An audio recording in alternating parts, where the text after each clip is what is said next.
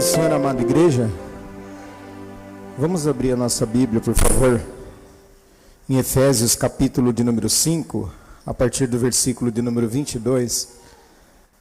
Gostaria que todos os irmãos abrissem a Bíblia, prestassem bastante atenção na leitura.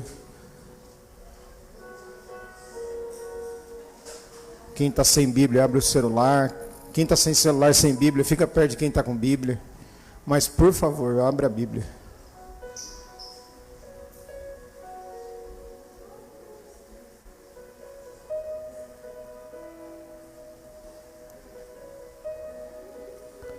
Amém? Vós, mulheres, sujeitai-vos a vosso marido como ao Senhor. Porque o marido é a cabeça da mulher, como também Cristo é a cabeça da igreja, sendo ele próprio o salvador do corpo. De sorte que assim como a igreja está sujeita a Cristo, assim também as mulheres sejam em tudo sujeitas a seu marido.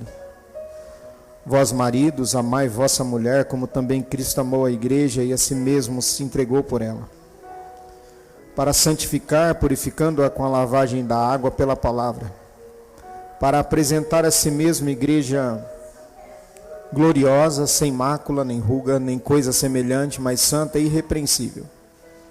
Assim devem os maridos amar a sua própria mulher como a seu próprio corpo.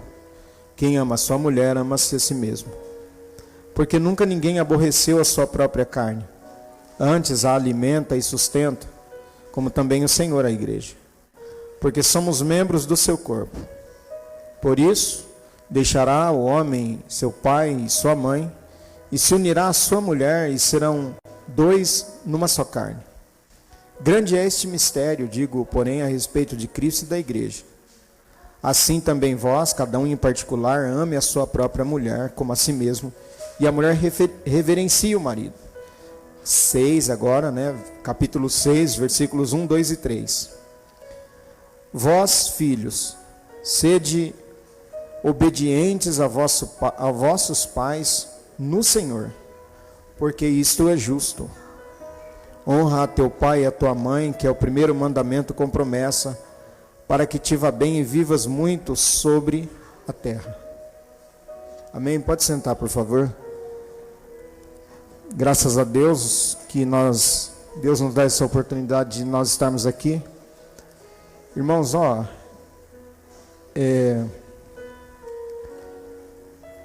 eu corro o risco de às vezes ser mal interpretado, mas a parte importante do culto não é cantar. A parte mais importante do culto não é cantar. Quando nós cantamos, nós estamos prestando um serviço a Deus. Não deixa de ser importante, mas não é a mais.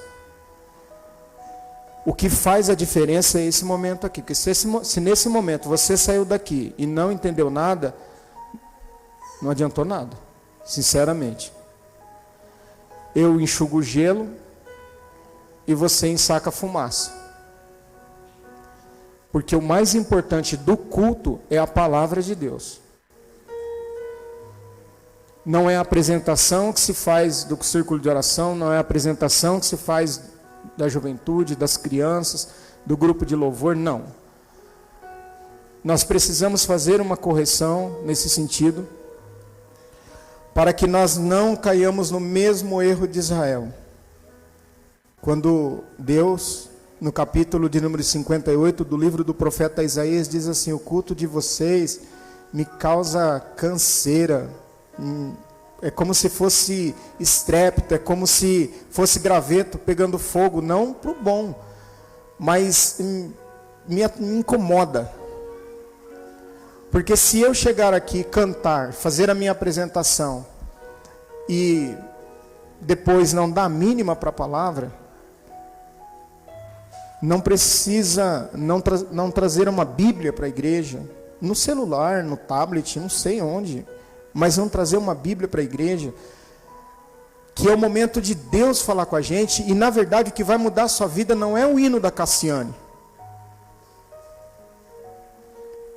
O que vai mudar a minha vida não é o hino do Anderson Freire. Deus pode falar através desses hinos, mas o que vai mudar a nossa vida e dar força para a gente até o fim é a palavra de Deus. E se a gente não atentar para isso, eu como pastor penso muito sobre isso, se a gente não prestar atenção nisso, esse é o momento que a gente aproveita para olhar no celular, é o momento que a gente aproveita para divagar a nossa mente. Divagar é devaneio, é perder a nossa mente, e é pela mente que Deus trabalha. Veja bem, olha como é importante a palavra de Deus. Nós somos seres que é chamado dentro da teologia de seres tricotômico. Alguns falam dicotômico, mas tricotômico por quê? Porque nós temos corpo, nós temos alma e espírito. O nosso corpo é o veículo do nosso espírito. Vamos dizer assim para entender. Acho que vai ficar mais fácil. A estrada é a nossa alma. Não sei se você está me entendendo. Significa que com o meu corpo eu tenho contato com o mundo físico. O meu espírito, ele pode ser inerte. Olha a gravidade disso aqui, ó. Presta atenção nisso aqui. Talvez você entre no curso, você nunca pensou nisso, mas eu preciso explicar. Ó, com o meu corpo eu tenho contato com o mundo físico. O meu espírito, ele pode ser um espírito inerte, um espírito ligado a Deus. Como que esse espírito se liga a Deus? Através da alma. E como que a alma faz com que esse espírito se ligue a Deus? Através da palavra. Então só é possível alguém nascer de novo quando a sua alma ouve a palavra, que é o intelecto, a sede dos sentimentos, das emoções, é a alma. Lembra o salmista falando com a alma? Quando essa alma entende o significado da palavra, por isso que é esse momento que para mim é difícil. Porque todas as vezes que eu vou falar algum assunto, vocês não têm noção de como que é complicado. Alguns têm noção do quanto é difícil, porque eu passo pelo campo de teste prático e eu passo pelo campo de teste espiritual. Porque quando nós pregamos a palavra, a nossa alma, ela compreende. E uma vez a nossa alma compreendendo, nosso espírito é ligado a Deus. Então o combustível para que o nosso espírito permaneça ligado com o Espírito Santo de Deus é a palavra. Porque Paulo diz assim que a carne milita contra quem? Contra o espírito. Não sei, os irmãos estão me entendendo? Faz assim, por favor. Que a gente não consegue cantar. Eu fiquei enfermo uma vez que eu não conseguia usar a gravata. Eu fiquei tossindo um mês. Eu não sabia de onde vinha. Cantar, impossível. Pregar também, muito difícil. Mas o que me sustentava, o que me alimentava? A palavra. Olha, vai chegar, presta atenção. Vai chegar um momento que você não vai cantar mais. Vai chegar um momento que você não vai poder tocar mais, que você não vai reger mais, que você não vai poder mais fazer. Porque o nosso cérebro, muitas vezes, ele pela leitura, pode ser que ele demore mais a envelhecer, mas o nosso corpo não vai obedecer ao nosso cérebro.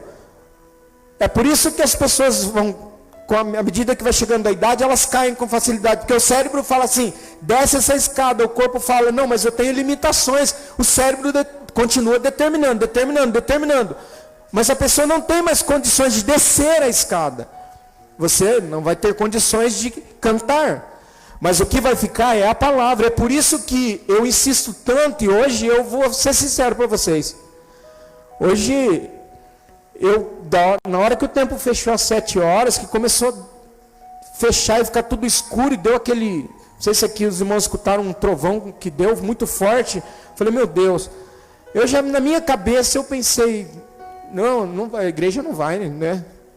Eu fiquei pensando, quem tem carro às vezes não vem, e quem está a pé não vai conseguir chegar. E eu dobrei os meus joelhos ali e falei, Deus, fala comigo, né? Porque às vezes a gente está aflito, né, irmãos? A gente fica aflito, não fica? Vocês ficam? Até porque a Bíblia diz assim, que no mundo nós teremos mais Tem de bom ânimo. Porque eu? Não fui eu, né? Quem venceu? Você pode falar mais alto: Jesus. Jesus, Jesus, Jesus, Jesus. E eu dobrei o meu joelho e falei: Deus, fala comigo. E por favor, né, me fala comigo, né? Só fala assim. E quando eu me levantei e o grupo de louvor começou a cantar, Deus falou comigo. E sabe como que Deus falou comigo? Olha para os meus filhos que eu enviei.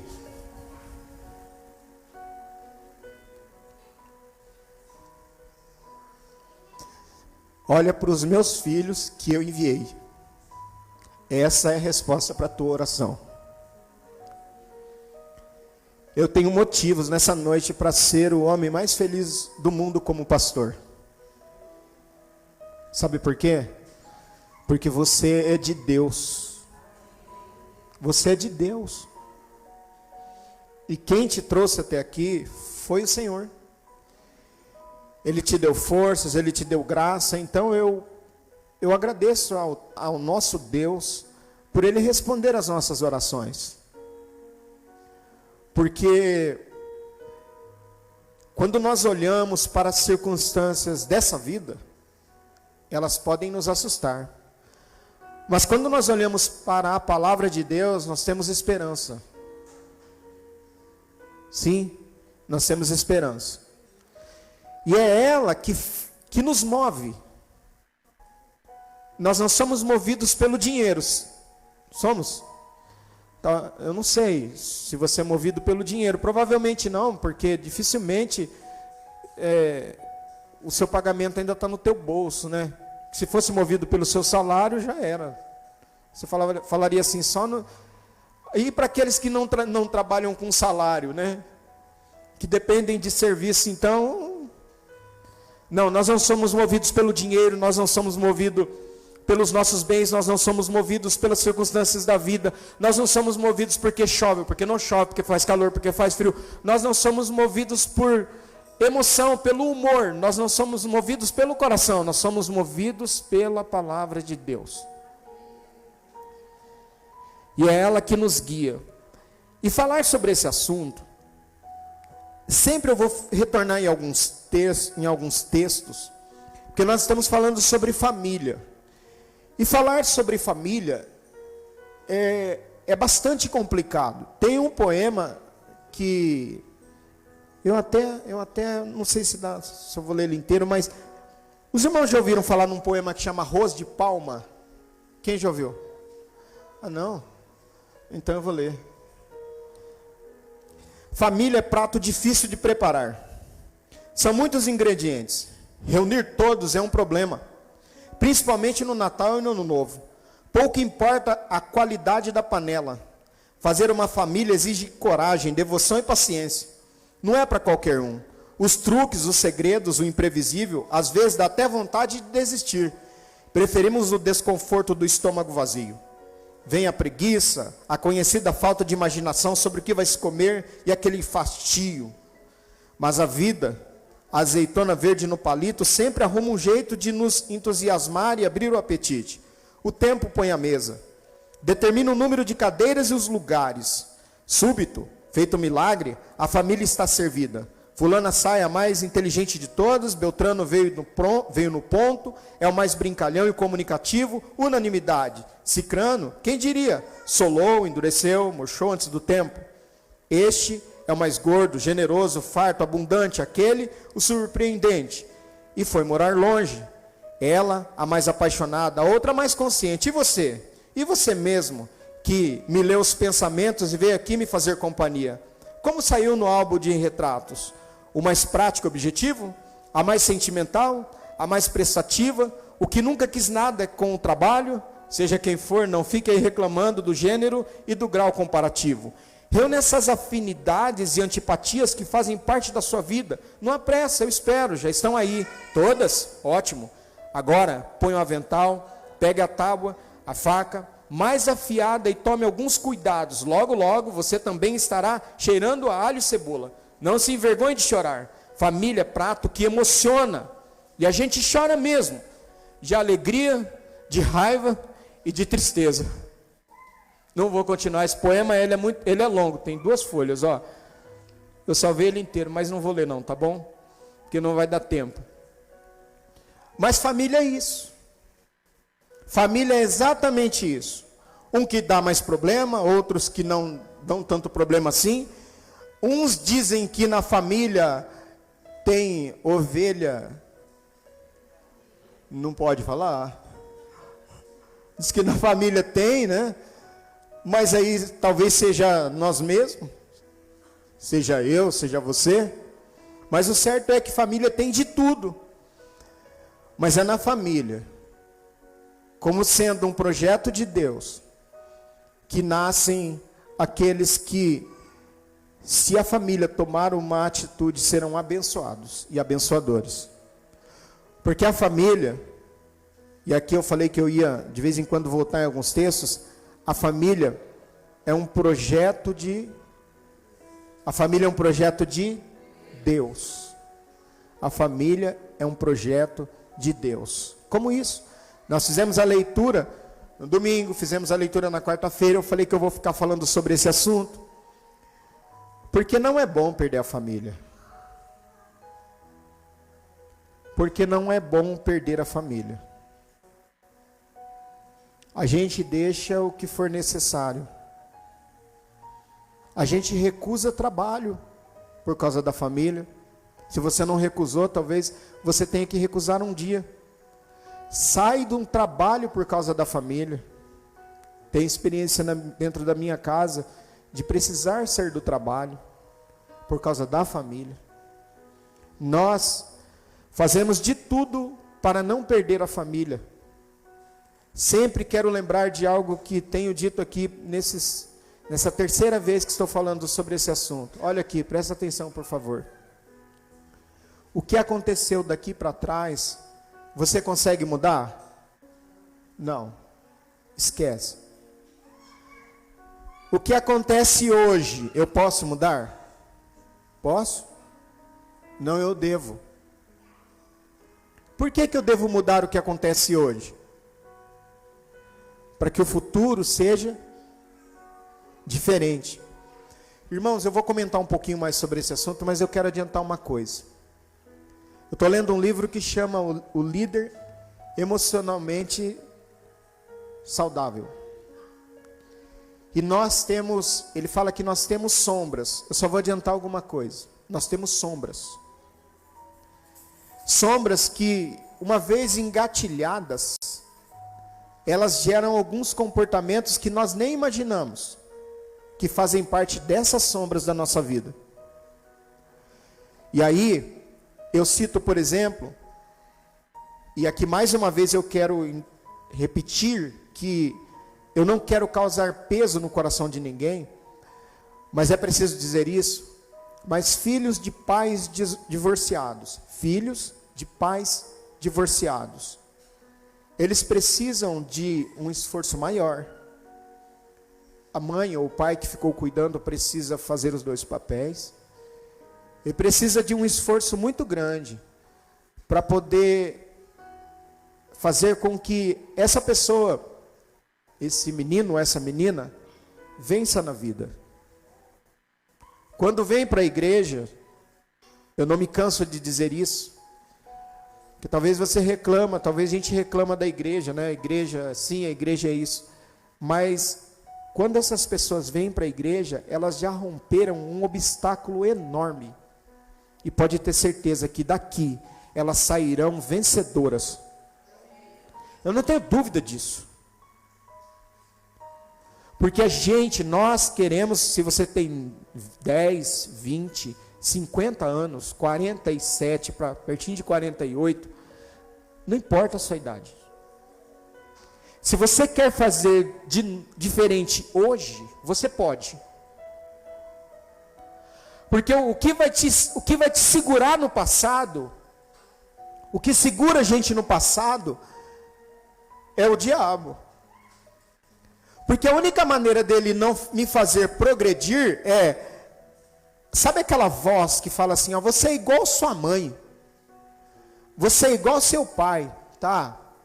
Esse livro até diz assim que nós temos Deus no coração, mas nos ossos nós temos o nosso pai e nossa mãe, né? O DNA está aí para provar. Porém, escuta aqui. A partir do momento em que nós aceitamos a Jesus como nosso Salvador, eu não posso, e eu não devo, e eu não preciso repetir os mesmos erros que os meus pais cometeram. E também não julgá-los por isso, sabe por quê? Porque enquanto eu estava pequeno, eu não sei o que o meu pai passou. Eu não sei o que minha mãe passou. Eu não sei o quanto ela chorou. Eu não sei o quantas vezes pode ser que a tua mãe desistiu do suicídio por causa de você. Nós não temos controle. Nós não temos controle dessas coisas, nós não temos. Quantas mães que vão para o banheiro tomar banho e debaixo do chuveiro chora, se enxuga, passa a mão no rosto, passa perfume, sai, vai para a mesa com os filhos, ou vai passear com os filhos, a criança pergunta, porque quando a criança te fizer essa pergunta, ela já pescou. Ó a pergunta: pai, o senhor está bem? Mãe, você está bem? Se o teu filho te fez essa pergunta, não responda mal para ele, sabe por quê? Ele já pegou. Ele já pegou que alguma coisa está fora dos eixos.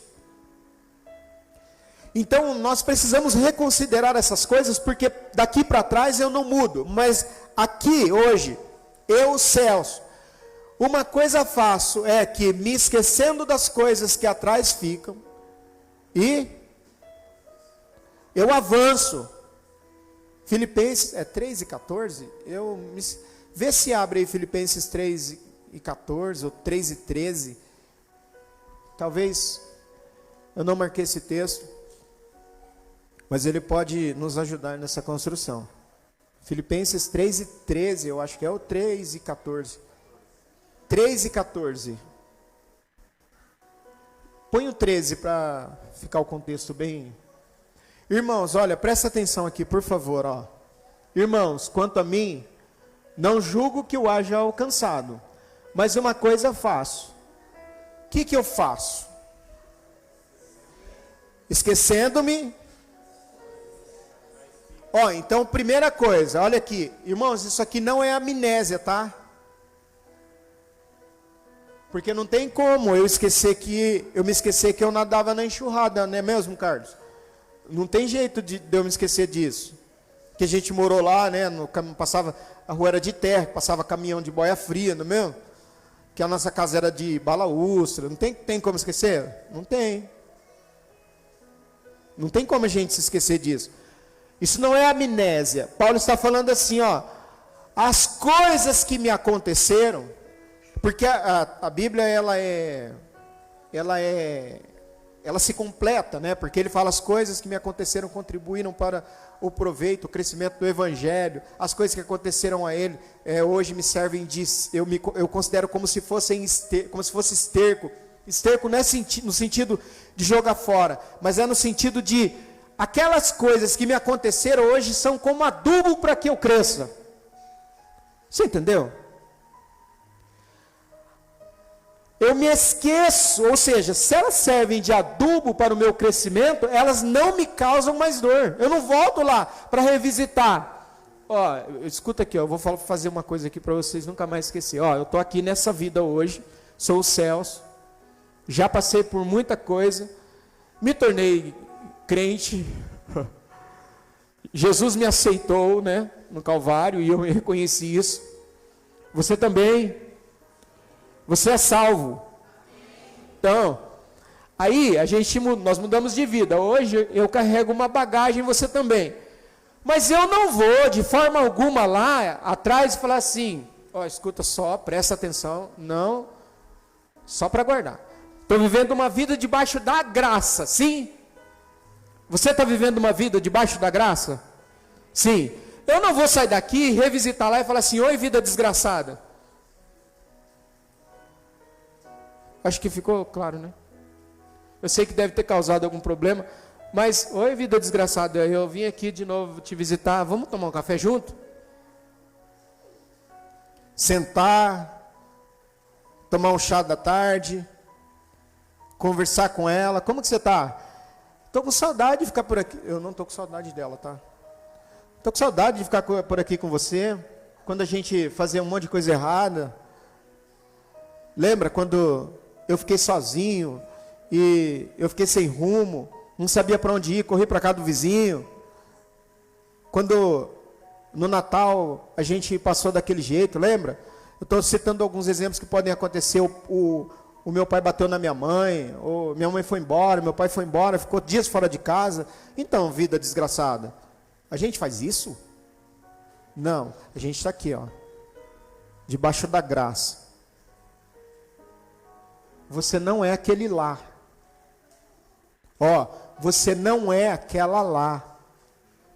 Você é esse aqui, que está debaixo do sangue de Jesus, que foi perdoado por Ele. Você é perdoado, você é perdoada. Pastor, mas você não sabe o meu pecado, quanto? Não importa. A Bíblia diz que o sangue de Jesus Cristo nos purifica de todo pecado. Então, me esquecendo, ou seja, aquilo não me causa mais dor. Lembra do Martinho Lutero? Vocês se lembram? O diabo aparece. Você é um pecador. Ah, sou. Não, vai lá, pode citar os meus pecados. Escreve. Vamos lá, você escreve o seu, lembra dos seus. Só para lembrar, assim, sabe? Vai, lembra, escreve, o diabo. Ele, olha, falta mais algum? Só que você, Satanás, esqueceu de uma coisa. O sangue de Jesus Cristo me purifica de todo o pecado. Portanto, sai daqui em nome de Jesus. Acabou. Eu não sou, tem um hino que fala, eu não sou mais escravo do... Por que você não é mais escravo do medo? Porque quem lançou fora o medo? Quem? Você sabe? A Bíblia diz que o amor lança fora o... Isso, quer uma ilustração? A gente vai continuar naquele versículo. Quer uma ilustração?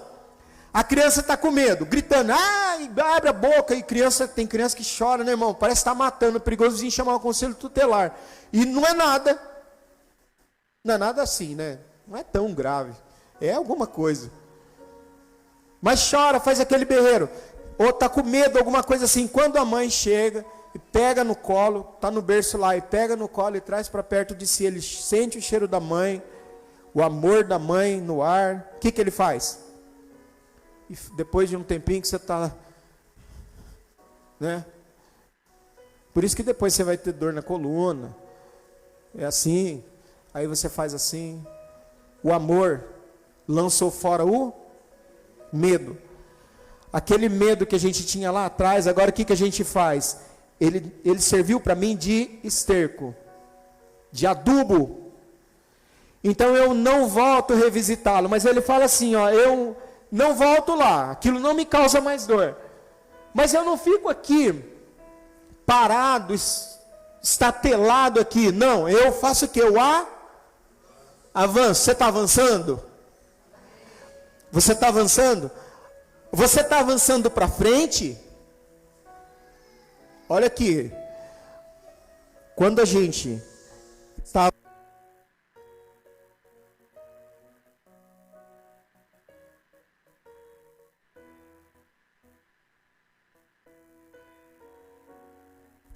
Glória a Deus. Me ouvem, né? Sim.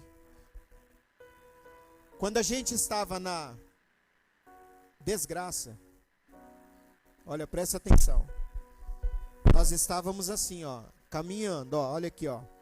E o nosso caminhar não era para frente. O nosso caminhar era para onde? Para onde? Para baixo. Quando nós entramos na graça, o nosso caminhar não é para frente. O nosso caminhar é para cima. Tô louco, irmão, mas então vocês não estão me escutando. Peraí, deixa eu falar. Obrigado. Quando a gente estava numa vida sem graça, nós estávamos caminhando para baixo. Quando nós entramos na graça, nós estamos caminhando para cima. Você está caminhando para cima? E agora é assim, ó. Paulo fala: a vida que agora vivo não, mas Cristo vive em mim. Cristo vive em você. E aí ele fala assim: agora eu avanço para os que estão diante de mim. Aí o versículo de número 14. Aquele alvo, na verdade, prefigurativamente, é quem? Jesus Cristo. Jesus Cristo. Então eu estou avançando para o alvo. Porque quando eu avanço para esse alvo, há o que lá? Prêmio da soberana. Irmãos, qual que é a sua vocação? Ah, pastor, minha vocação, eu ainda não encontrei. Tem hora que eu quero cantar, mas outro dia eu fui cantar o hino da harpa, eu dei um tom diferente, atrapalhei todos os irmãos. Minha vocação eu acho que é trabalhar na máquina. Minha vocação é trabalhar no computador. Minha vocação, pastor, é ser um agente da lei. Minha vocação é tocar, eu toco. Vocês já viram gente que não tem vocação para uma coisa e ela quer fazer aquilo? E ela briga.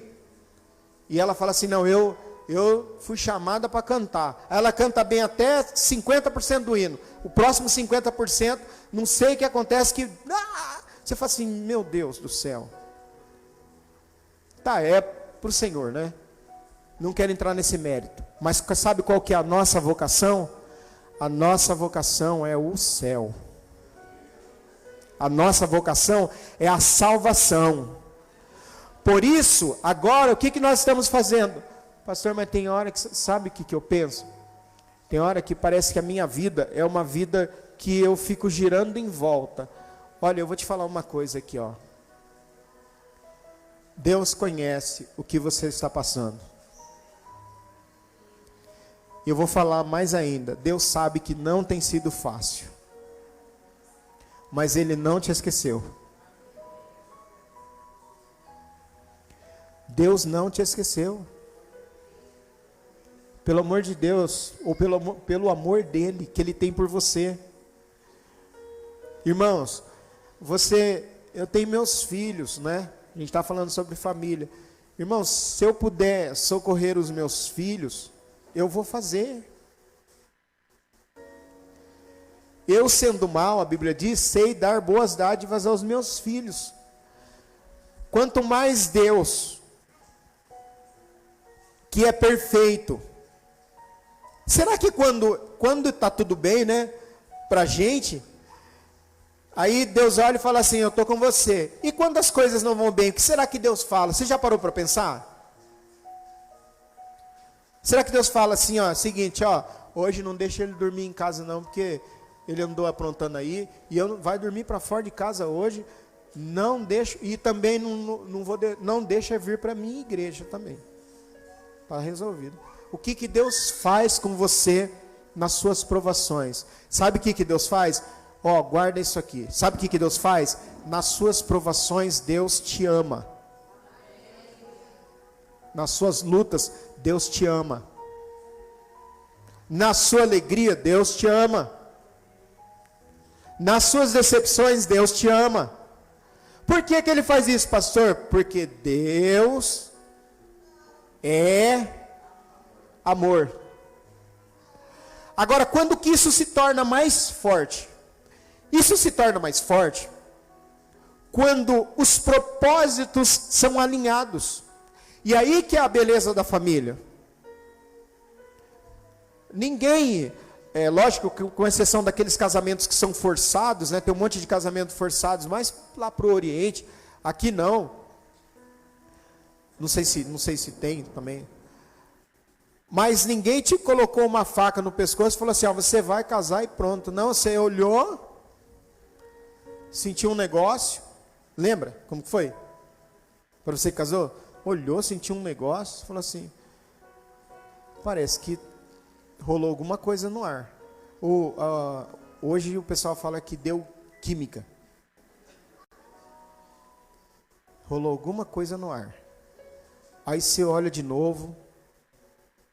Aí você vai para casa, você foi para casa. Estou falando assim, você foi para casa, você ficou pensando, rapaz, eu gostei da conversa, eu nunca tinha prestado atenção, mas tem uma voz tão bonita. Às vezes nem é, né? Mas começou a gostar. Tem uma voz tão bonita quando fala e a voz não sai da minha cabeça. E agora colocou aquele vestido. Você viu, domingo foi com um vestido tal. Começa a prestar atenção nos detalhes. Viu como é que estava? Aí já pergunta para o outro, fala assim, eu acho que o fulano está gostando de você. Será? Dá de bobo. Será? Não, eu acho que sim, porque andou... Aí hoje tá muito mais fácil de detectar. Antigamente a gente era muito mais lerdo. Nossa, lerdo mesmo, lerdo. Eu era lerdo. Hoje não, hoje se você olhar, a pessoa começou a colocar muito coraçãozinho nas suas postagens, o que a pessoa fala? Fala assim, ó, tá com graça. Tá com coisa. Tá mais fácil. Mas o teu coração foi movimentando. E você foi, daqui a pouco, uns faz assim com a gente, assim, fala assim para mim assim, pastor, a gente vai orar. Eu já estou até acostumado com isso, irmãos. Pode ficar tranquilo que eu não tenho problema nenhum quanto a isso. É muita gente que fala. Mas quando fala vai orar, não é orar para ver se é da vontade de Deus. Não é isso. É orar para dar certo. É assim, eu sei que é. Nem precisa, pode ficar tranquilo. Eu não vou ter problema nenhum quanto a isso. A gente está orando. Mas orar, nós estamos orando para ver se é a vontade de Deus. Você olha para a cara dos dois assim, você não vai falar. Mas dá vontade de falar assim, eu sei que não é para a vontade de Deus. Porque daqui a pouco vocês vão estar de mão dada.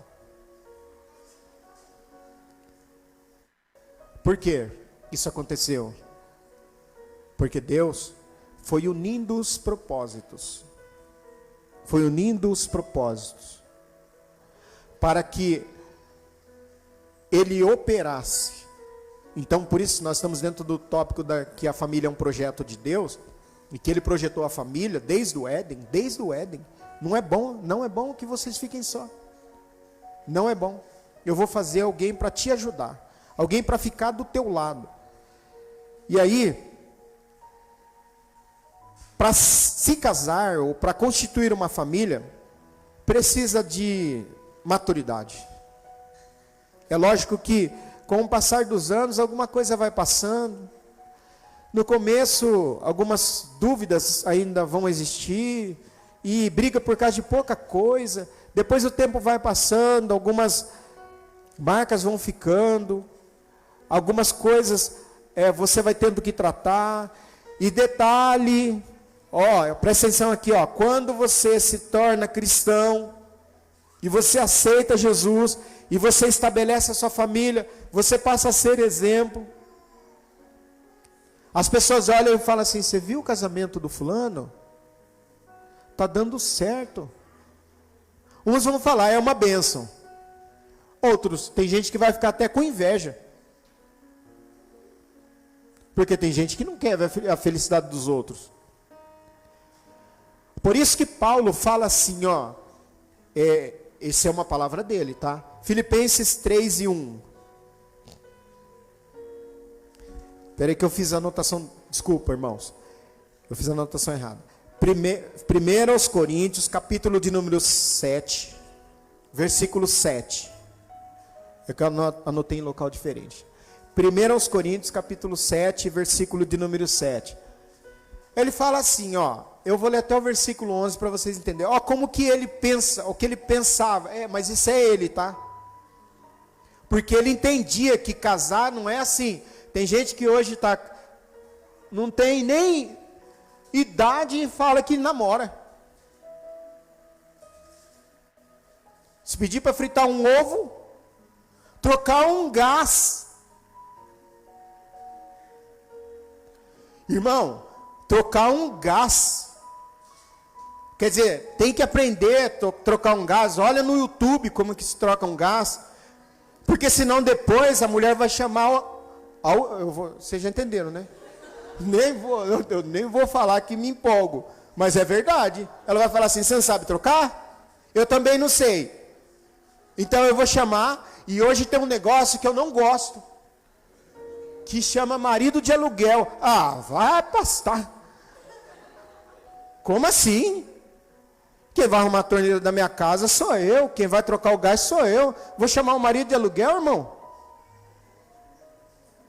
É claro que, entende, viu? Não estou desfazendo da profissão. Estou falando com relação ao papel do homem. Mas deu para ficar, ficou claro? Que eu não estou ofendendo ninguém? Que é assim, né? Então aprende a trocar o gás. Olha no YouTube. Gás só não.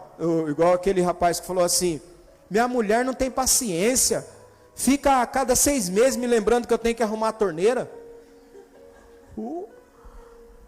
Porque quereria que todos os homens fossem como eu mesmo. Não sei como que ele era, tá? Viúvo ou... Mas cada um tem de Deus o seu próprio dom, um de uma maneira e outro de outra. Verso 8.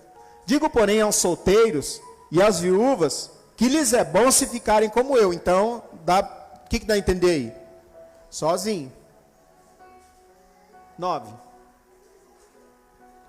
Mas se não pode contentar-se, o que tem que fazer? Contentar-se, tem criança na sala, já entendeu. O que é para fazer? Casa. Porque é melhor casar do que... Entenderam, né? Entenderam, muito bem. Versículo 11. Todavia aos casados, agora ele dá um recado para nós.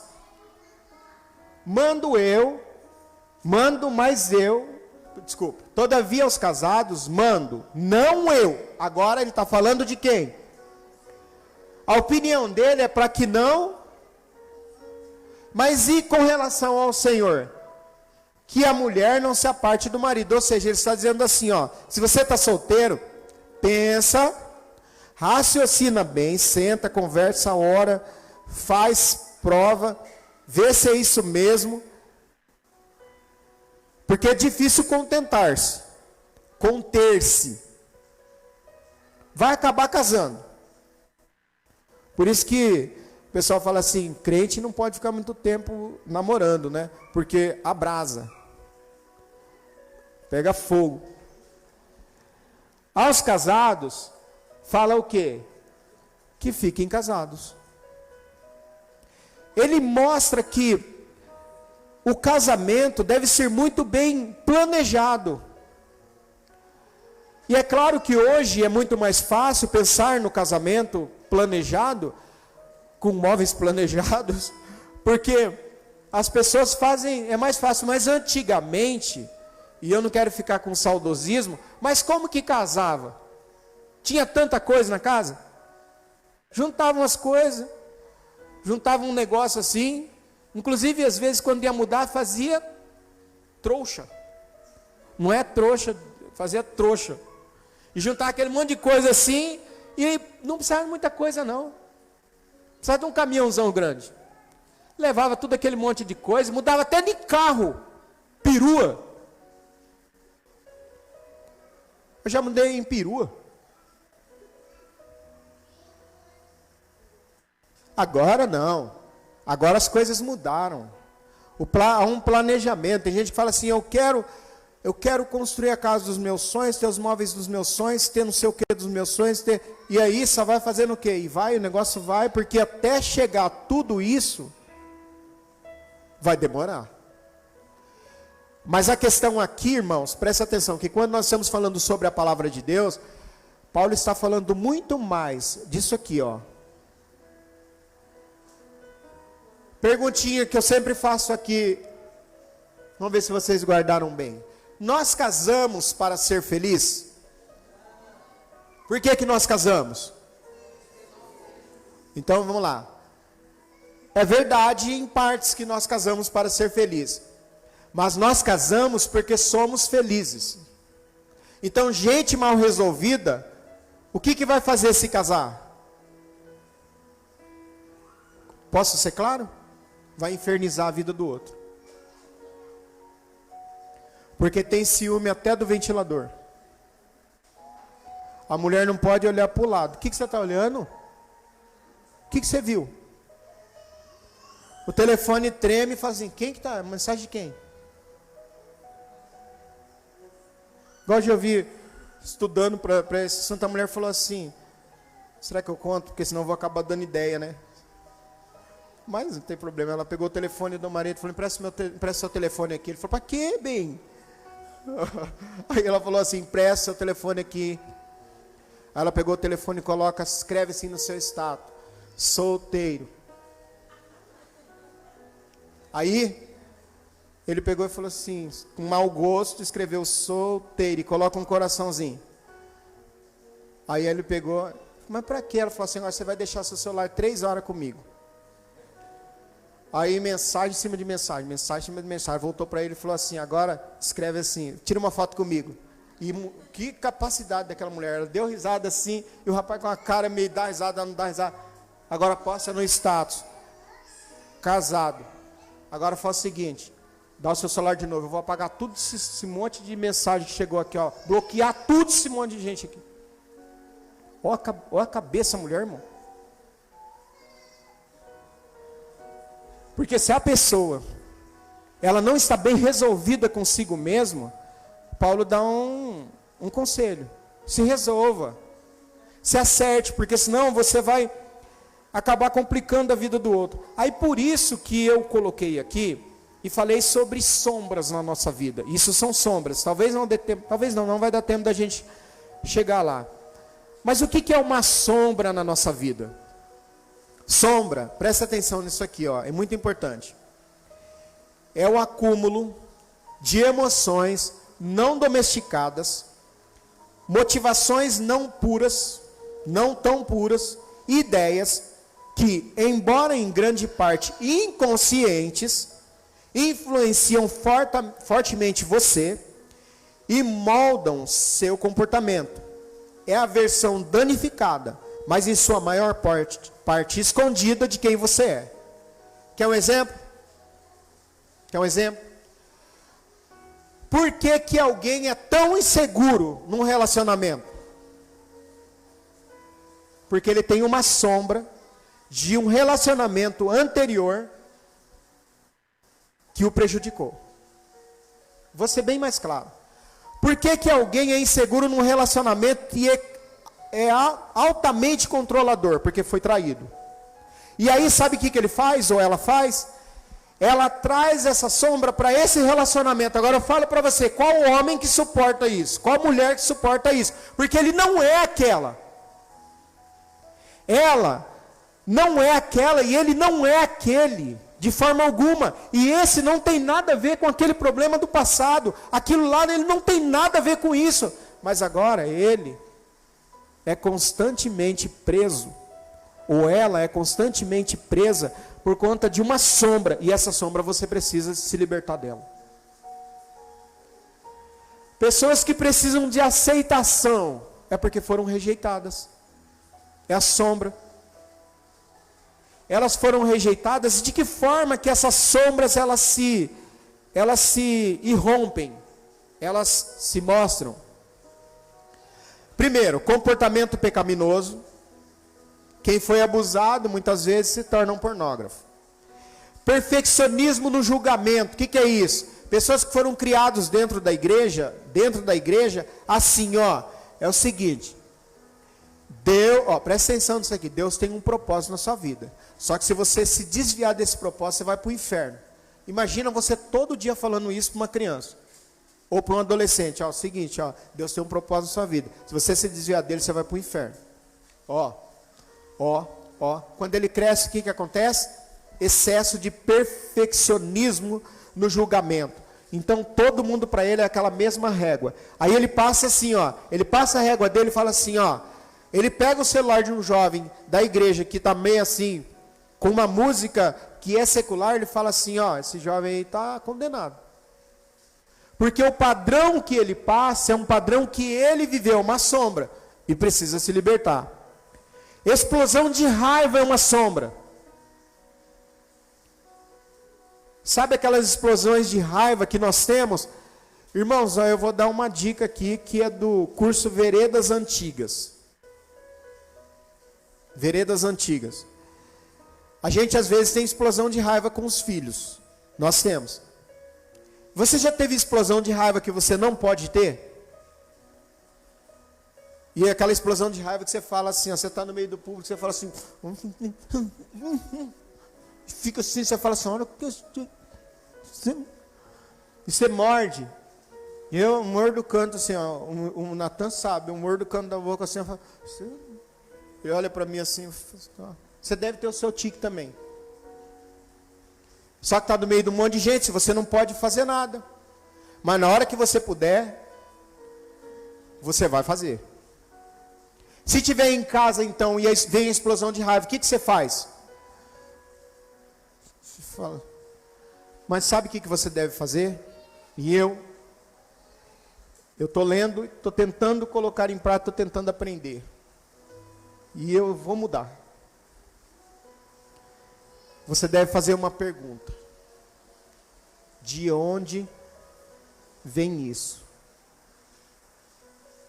Porque essa explosão de raiva, ela tem uma origem. E essa origem está no seu subconsciente. Talvez é alguma coisa que foi reprimida pelo teu pai de forma tão veemente, que você até apanhou dele. Ou até ele te colocou de castigo. E aquilo te causou muita dor.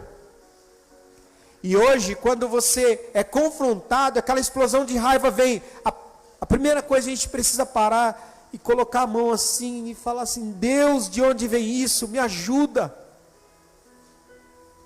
Me ajuda. Ciúme, já falei. Ressentimento. Às vezes essa facilidade de guardar ressentimento nem é pela pessoa que você está guardando um ressentimento. E nós precisamos enfrentar a lascívia e a ganância. Como que eu enfrento esses problemas? Senhor, qual a pergunta que eu tenho que fazer? Para encerrar, Senhor, da onde veio? Por que eu estou irritado desse jeito? Por que eu estou desse jeito a ponto de explodir? O que está acontecendo comigo? Meu Deus, me mostra, por favor. Espera que Deus vai te mostrar. Porque a tua infância também talvez não tenha sido nada fácil, mesmo sendo criado dentro de um lar evangélico. Porque como pastor, sinto muito em dizer isso, eu já vi atrocidades dentro de lares evangélicos. E atendi filhos que viveram atrocidades dentro de lares evangélicos. Então, Senhor, aquele ataque de ira que dá. A ira em si é pecado? A ira, só a ira é pecado? O que vocês acham? A ira em si, ela não é pecado desde que eu não atinja o meu próximo. Então, a princípio, a ira em si, você monta no carro e fala assim, rapaz, não acredito que aquele irmão falou isso para mim. E quando a gente vai passando a idade, você demora mais para esquecer, você fica repetitivo. Tem alguém aqui que já está, não responde. Você vai ficando repetitivo. E aí, qual que é a pergunta então para a gente encerrar? Quando te vier um comportamento pecaminoso, um perfeccionismo no julgamento, onde já se viu, o que vê, o que está... Tudo parece que é um querubim. É mais santo que todo mundo. Parece que não peca. A explosão de raiva, o ciúme, o ressentimento, a lascívia, a ganância, a amargura, necessidade de auxiliar os outros, de fazer, ser amado, ser aceito. É um pecado. Necessidade de ser notado, eu preciso ser notado. E olha, irmãos, eu vou tocar no assunto aqui que pode ser um pouco complicado. Mas você sabia que até as nossas vestes, para ser notado, é um problema? Eu preciso me vestir de uma maneira que a hora que eu chegar eu cause um impacto. Você tem um problema com você mesmo, de ser notado. Precisa ser notado. Porque quem não precisa ser notado, não vai também se vestir de qualquer jeito. mas não tem essa preocupação. Não. Ser notado, incapacidade de parar de trabalhar, tendência ao isolamento e inflexibilidade. O pastor, um pastor conhecido, disse assim para um grupo de obreiros assim: irmãos, nós precisamos ser flexíveis. Nós não precisamos, irmãos, em algumas situações, sermos flexíveis. Um irmão falou assim: mas tem que tomar cuidado com flexibilidade, viu? Porque flexibilidade, ela fica redonda assim, e tudo que gira, ele vai descendo, ele vai para descida, e descida é para onde? Falei: meu Deus do céu, que construção, de onde que ele fez essa construção? Então a pergunta que nós vamos fazer é qual? Prestaram atenção não? Qual que é a pergunta? Senhor, de onde veio? Então vamos ficar em pé e vamos orar.